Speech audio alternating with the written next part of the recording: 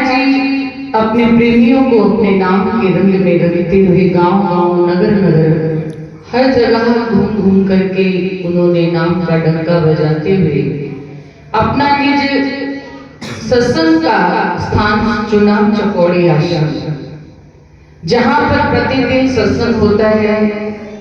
अनेकों रूप में वहां शक्तियां हाजिर होती हैं। वहां रहकर के श्री गुरु महाराज जी सत्संग प्रचार जब कर रहे थे तो कहते हैं कि कई लाखों का खर्च होता था।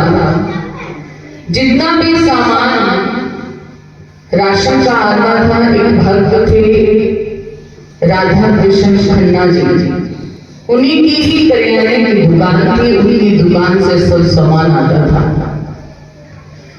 श्री गुरु महाराज जी के करियाने का जितना भी सामान आता, बाद में हिसाब करते तो वो कुछ अपनी तरफ से भी सेवा कर देता था।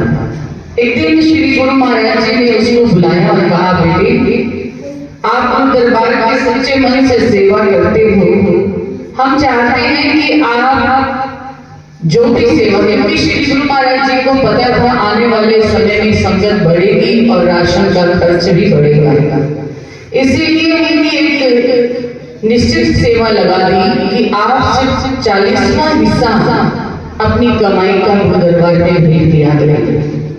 वो भक्त जी कहने लगे, नहीं गुरु महाराज जी, मैं तो 10वां हिस्सा गुरु दरबार में भेंट करूंगा, आप चिंता न करें कि आपकी कृपा से सब हो जाएगा। श्री गुरु महाराज जी ने फिर भी समझाया कि 40वां हिस्सा ही ठीक रहेगा, 10वां हिस्सा बहुत ज्यादा हो जाएगा। आप गुरु दरबार के सच्चे सेवक हैं, इसलिए आप 40वां हिस्सा ही देंगे। उसने फिर श्री गुरु महाराज जी से प्रार्थना की, गुरु महाराज जी आप चिंता ना करें, मैं 10वां हिस्सा ही गुरु दरबार में सेवा का भेंट करूंगा। श्री गुरु महाराज जी ने कहा, ठीक है, जो तुम्हारी मर्जी। जब श्री गुरु महाराज जी ने इतना कहने पर भी उस भक्त ने कहा कि मैंने 10वां हिस्सा ही देना है, तब श्री गुरु महाराज जी ने उनको आज्ञा दी, जैसे तुम्हारी मर्जी।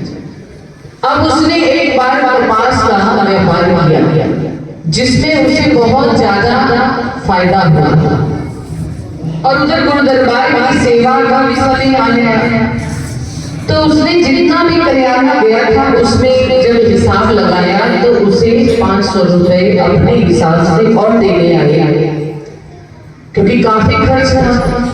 500 रुपए और भी ऊपर से देने के लिए आ गए, तो उसके मन में विचार आ गया कि पहले की ही सेवा ठीक थी जो मैं पहले किया करता था।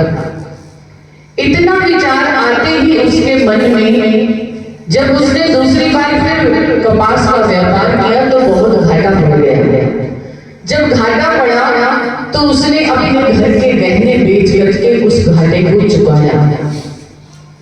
ये बात श्री गुरु महाराज जी को पता चल गई, तो श्री गुरु महाराज जी ने उस प्रेमी को अपने पास बुलाया और कहा, बेटे ऐसे कैसे हो गया ये, आप तो गुरु दरबार के सच्चे सेवक हो, सच्चे मन से सेवा करते हो, आपके जीवन में ये घटना तो नहीं चाहिए था, जो घटाव आपके जीवन में आया है ये होना नहीं चाहिए था। सचमुच बताना, कहीं तुम सेवा को लेकर के तुम्हारे मन के अंदर कोई विचार तो नहीं आ गए?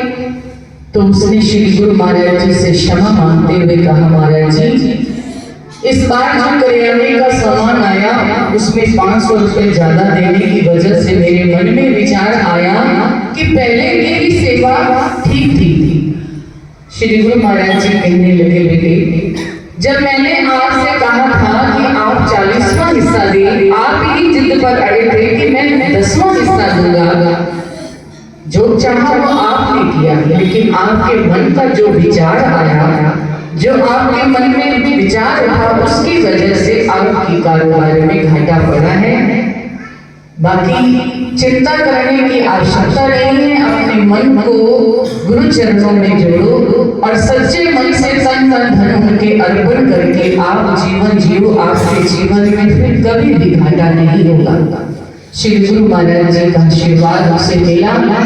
उस दिन के बाद कहते हैं कि उसने अपना तन मन अर्पण कर दिया। उसकी 2 बेटियां थी, वो भी उन्होंने गुरु दरबार में भेंट कर दी और अपने आप को भी गुरु अर्पण करके सन्यासी हो गए।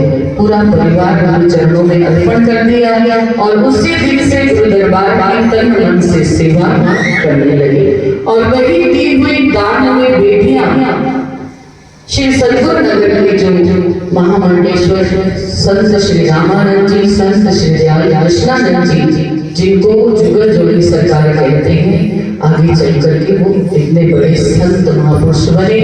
उनकी कथा हम आपको कल सुनाएंगे क्योंकि समय भी काफी हो चुका है।